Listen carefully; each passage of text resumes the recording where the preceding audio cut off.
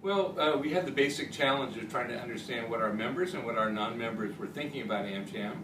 You came to us with a proposal unlike any other that we'd heard, which was very simple. We know that everyone out there has survey fatigue. You get asked in surveys about every experience you have as a consumer these days. So we really wanted to get over that hurdle, and the ability for people to say in their own words, what they like, what they don't like about AmCham, what they'd like to see more of, I think really teased out some core sentiments among the community. And then that made it, that led to the interviews that you did, which was another unique offering. So anonymous or neutral interviews with a third party, which is what you offered, I think made our community very comfortable in speaking frankly and candidly, positively and negatively about the AmCham experience. If it had been one of us doing it, I think they would have been less candid, and we would have gotten less value out of the experience.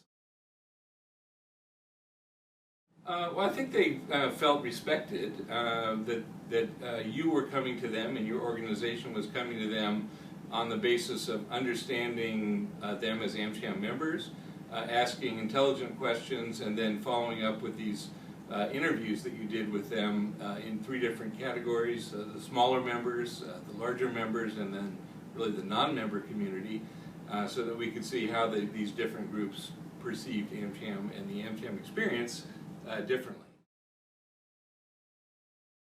Well, I mean, that's probably the best thing about it of all. It's not just something that's going to sit on a shelf. We now will take the next step with you and move down the path to developing and more than tweaking, but adjusting our membership strategy and outreach in a way that reflects the input that we got from all these different members that bothered to be surveyed.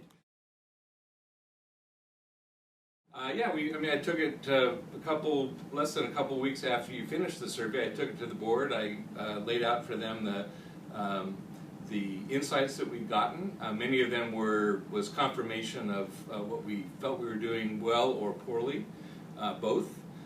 There were some other unique insights that came from it, and the board, I think, was impressed to see that we were embarking in this. I mean, I've been told at one point not to survey folks because the value of what we got wouldn't be worth the trouble that it took to do it. I think in this case we proved that you can do a survey, you can get valuable results, and it leads to an action plan that you can implement pretty quickly.